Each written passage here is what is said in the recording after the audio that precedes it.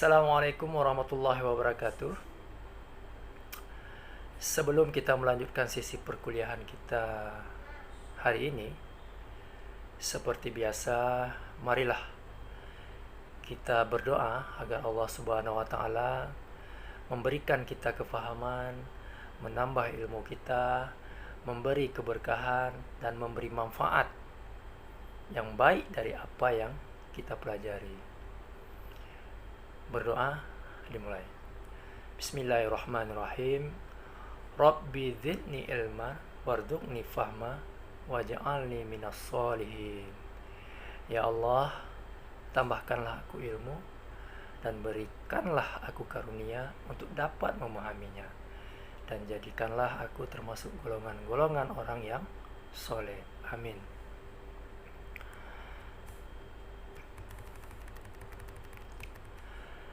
Alhamdulillah, di tengah situasi seperti ini kita masih dikaruniakan kesehatan dan kesempatan oleh Allah sehingga kita dapat melanjutkan materi kita walaupun tanpa tatap muka langsung. Kita mencoba menggunakan segala sumber daya yang kita miliki agar proses belajar mengajar ini tidak terhambat. Yang terpenting, semangat belajarnya harus tetap kuat.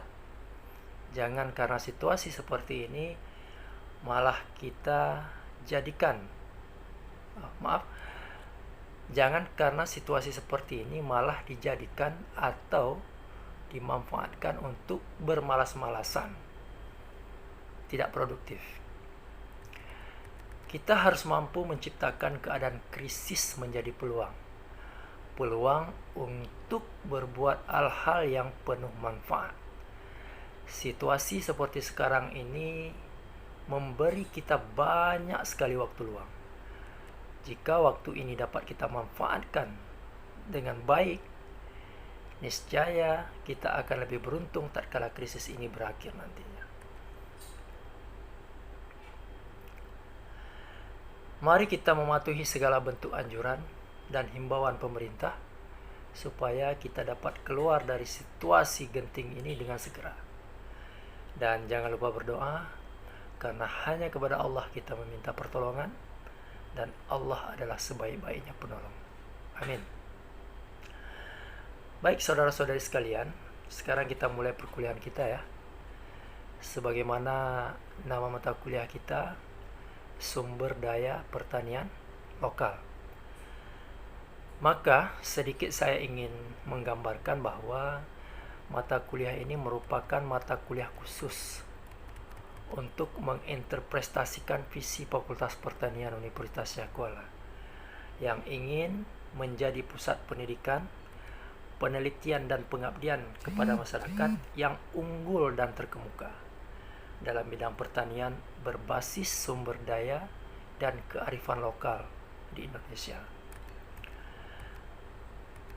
Kita diharapkan mampu mengembangkan misi pendidikan dan penelitian unggulan pertanian yang berpola keilmuan dan teknologi, berorientasi produk dan berbasis sumber daya serta kearifan lokal. Mata kuliah ini menjadi menarik karena melalui pembelajaran di dalamnya kita dapat menggali kembali potensi dan sumber daya pertanian lokal yang dimiliki oleh daerah kita, yang apabila mampu tergali dan dioptimalkan pemanfaatan serta pengembangannya, maka tidak saja akan memperkaya dalam konteks keilmuan, tetapi juga dapat meningkatkan nilai tambah dan daya saing produk lokal, yang tentunya ini akan berdampak positif terhadap peningkatan kesejahteraan rakyat, khususnya petani. Saudara-saudari sekalian, jika kita amati dan cermati perkembangan produk pertanian lokal kita saat ini, maka kita akan menemukan beberapa permasalahan, antara lain produknya bersifat musiman, tidak tahan lama dan mudah rusak, tidak menarik, dan kalah saing dengan gempuran produk luar. Berikut coba kita lihat secara satu persatu. Yang pertama, produk bersifat musiman, ya. Pada umumnya, produk pertanian lokal kita tersedia pada akhir panen atau pada siklus reproduksi kalau pada ternak, ya. Misalkan durian lokal, mangga lokal, semua itu masih tergantung kepada musim. Benar tidak? Sementara jika kita lihat beberapa jenis durian dan mangga dari luar, itu panennya sudah tidak lagi mengikut pada musim. Sehingga sekarang kita dapat terus menikmatinya walaupun secara musim itu belum tiba saatnya. Sementara ketika musim tiba, produk yang kita masukkan tadi itu biasanya dia akan membludak di pasaran, ya. Dan secara teori hukum ekonomi pasti akan menyebabkan penurunan harga, ya. Sudahlah nunggunya lama, harganya pun tidak begitu menggairahkan. Demikian juga dengan ternak, proses reproduksi masih sangat bergantung pada keadaan alamiah. Selanjutnya, persediaan produk biasanya tidak kontinu, ya. Padahal permintaan itu kan relatif tetap sepanjang tahun. Bahkan kadang-kadang kebutuhan itu justru atau permintaan itu malah meningkat, ya kan? Nah, akibatnya harga komoditas akan menjadi fluktuatif, sangat tergantung dari ketersediaannya. Oke. Nah, sekarang yang kedua, produk pertanian lokal itu tidak tahan lama dan mudah rusak, ya. Kerusakan dapat terjadi karena faktor fisik, faktor mekanis, faktor kimia, biologi, atau mikrobiologi. Semua produk pertanian mengalami proses semua produk pertanian itu akan mengalami proses respirasi pasca dipanen dengan mengandalkan energi yang tersedia di dalam produk itu sendiri. Kerusakan fisik ini contohnya adalah pengerasan lapisan luar kulit yang dikeringkan atau dibekukan. Kerusakan mekanis disebabkan adanya benturan yang dapat menyebabkan memar, hingga ia dapat memicu kerusakan lebih lanjut akibat tumbuhnya mikroorganisme. Sementara kerusakan biologis merupakan kerusakan yang disebabkan oleh kerusakan fisiologis jaringan sel akibat reaksi enzimatik yang dipengaruhi oleh kadar air, suhu penyimpanan, cemaran mikroorganisme, kandungan protein dan lemak, serta kerusakan yang disebabkan oleh hama seperti jenis serangga, apakah itu jenis pengerat seperti tikus dan lain sebagainya. Sedangkan kerusakan mikrobiologis terutama disebabkan oleh bakteri dan jamur. Sedangkan kerusakan kimia biasanya terkait dengan jenis kerusakan yang lain yang menjadi pencetus maksud saya, yang menyebabkan perubahan kimia selama reaksi itu berlangsung. Contoh misalnya, oksigen mempercepat reaksi oksidasi. pH mempengaruhi denaturasi protein dan perubahan warna. Dan adanya logam yang menjadi prekursor dari reaksi. Berikutnya adalah sistem penggunaan yang belum memadai. Penggunaan masih dirasakan kurang ya, baik dari segi ketersediaan maupun dari segi kualitasnya, sehingga tidak semua petani memiliki akses untuk penggunaan. Jikapun ada, ia kurang berkualitas sehingga produknya akan mudah rusak.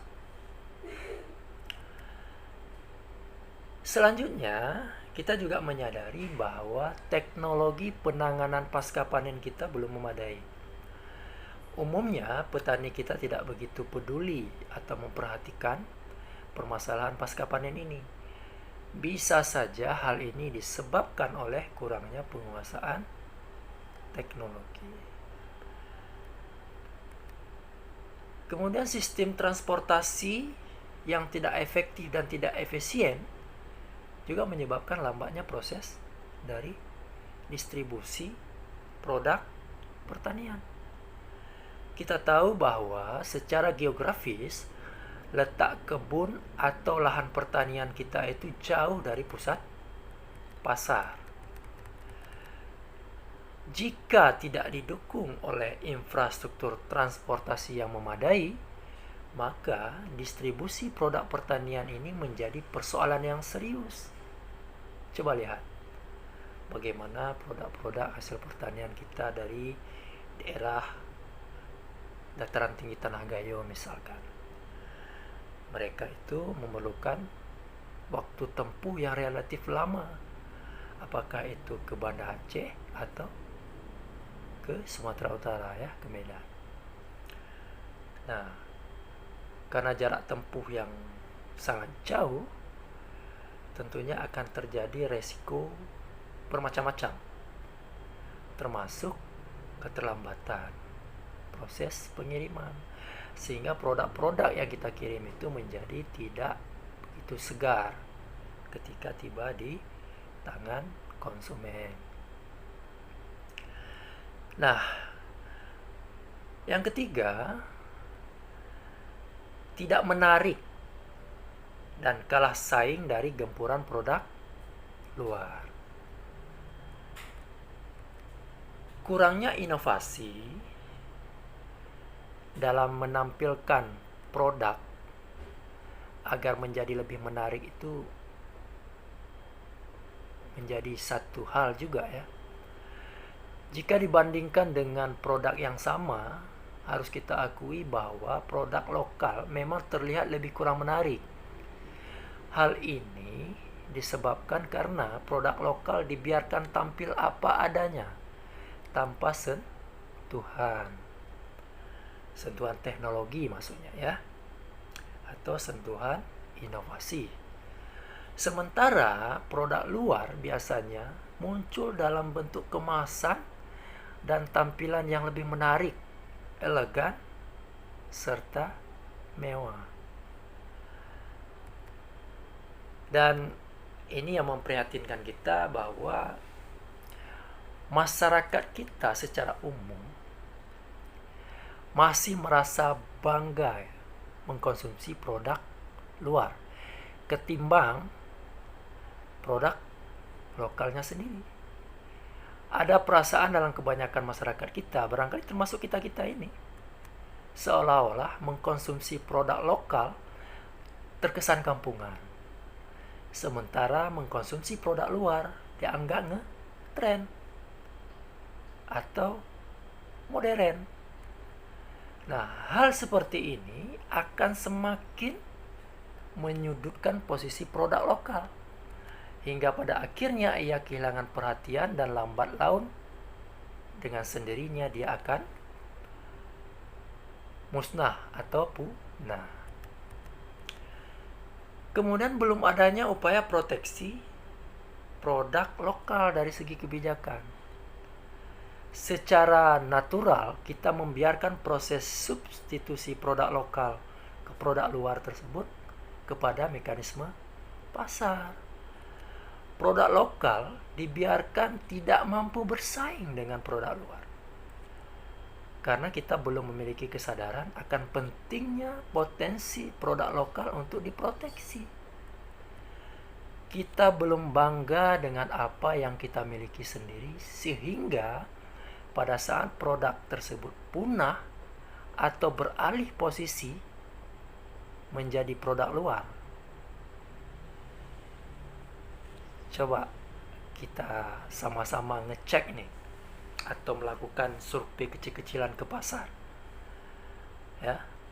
Jangan rame-rame ya, hindari kontak langsung dengan orang-orang, tetap social distance, ya, jaga jarak.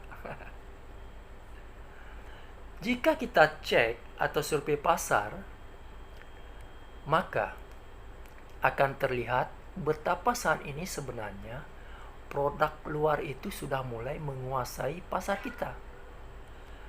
Apa-apa sekarang itu produk impor.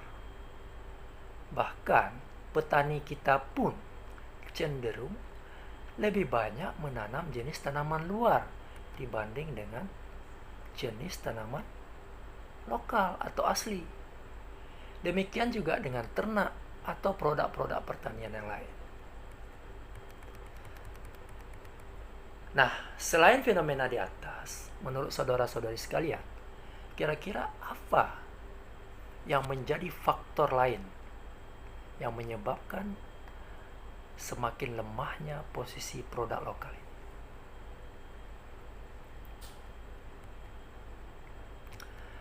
Yang kita khawatirkan saat ini adalah satu persatu dari produk pertanian lokal kita mulai langka dan lambat laun dipercaya akan punah jika tidak mampu kita angkat kembali ia ke permukaan.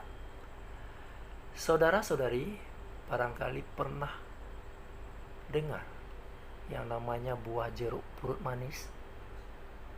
Pernah? Tahu? Saya lama sekali tidak menemukan buah itu selama saya dewasa. Padahal di masa kecil saya itu termasuk salah satu buah kegemaran. Buahnya persis seperti jeruk purut. Tahu kan? Buah jeruk purut tahu? Ya. Kalau jeruk purut itu rasanya asam, maka buah ini rasanya manis. Persis sama, ukurannya juga relatif sama. Cuma bedanya rasanya itu manis, enak untuk dimakan. Saya suatu ketika pernah berdiskusi dengan seorang sahabat terkait dengan jenis-jenis tanaman langka ini. Dan entah kenapa nama jeruk purut ini tiba-tiba muncul dalam diskusi tersebut. Dan dengan sangat mengejutkan saya mendengar bahwa beliau pernah memiliki koleksi tanaman ini dan berhasil menjualnya dengan harga fantastis, ya. Puluhan juta rupiah harganya. Karena buah ini telah menjadi golongan tanaman yang langka, unik, dan sekarang dijadikan barang atau jenis tanaman koleksi oleh para kolektor-kolektor tanaman langka. Ternyata di dunia ini ada ya bisnis kolektor tanaman. Nah, kira-kira menurut saudara-saudari sekalian, kenapa buah jeruk yang hebat ini bisa langka dan musnah?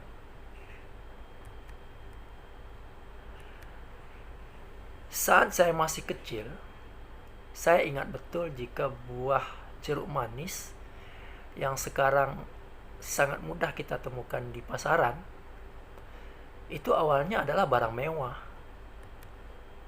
Kalau ada orang-orang atau saudara dari kampung yang pergi ke luar daerah, khususnya ke kota, apakah itu ke Banda Aceh, ke Medan, atau ke Jakarta, maka lazimnya oleh-oleh yang wajib itu untuk dibawa pulang itu ya jeruk manis. Di saat yang sama, banyak juga jeruk sejenis ini di kampung, tetapi rasanya itu lebih asam, sehingga tidak begitu disukai. Akhirnya apa? Jeruk manis menjadi primadona. Ia pun dibudidayakan di mana-mana. Bahkan tidak sedikit jeruk lokal yang semulanya tumbuh itu ditukar atau diganti dengan jeruk manis jenis ini. Nah, demikian juga halnya dengan jeruk purut manis tadi. Saat ini sebetulnya saya mulai khawatir dengan kue ini. Anda tahu dengan kue ini? Benar. Kue ini adalah jenis mangga. Kalau di kampung kami itu termasuk mangga endemik itu. Ya, karena sangat terkenal. Dulu kalau sudah musim buah kue ini, sepanjang jalan pantai wilayah barat selatan itu, kita kenal dengan kawasan Parsela sekarang ya, itu akan tercium harumnya atau wanginya aroma buah kue ini.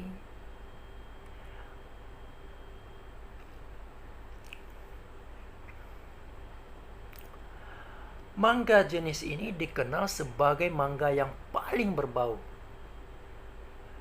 Saat ini memang kue ini masih ada, saya yakin di tempat kalian juga masih ada. Namun kue ini yang ada sekarang itu ya masih bertahan pada pokok-pokok atau batang lama. Batang yang tumbuh sendiri di hutan yang ditanam oleh kelelawar, tupai, burung, atau yang ditanam oleh kakek-kakek kita dulu atau endatu-endatu kita dulu. Sangat jarang kita lihat ada pohon kue ini baru tanam. Yang ada pokok kue ini ditebang, sekarang dijadikan sebagai papan, kebutuhan papan dan kayu. Nah, bahkan ya, dalam perbanyakan pohon mangga menggunakan sistem grafting. Saya ingat betul dulu ketika saya masih bersekolah di SMK Pertanian ya, kami melakukan proses perbanyakan tanaman mangga dengan sistem grafting ya, atau sambung. Biasanya batang kue ini dijadikan sebagai batang bawah karena dipercaya batang kue ini memiliki ketahanan kekuatan yang lebih kuat ya, atau lebih baik dibanding dengan jenis mangga lain seperti mangga mana lagi, harum manis, gadung dan lain sebagainya. Sementara jika dibandingkan kue ini, jenis mangga seperti tersebut tadi lebih digandrungi karena harganya pun menjadi lebih kompetitif mereka. Pernah suatu ketika saat saya masih melaksanakan studi di negeri jiran Malaysia, di salah satu supermarket di sana itu saya pernah menemukan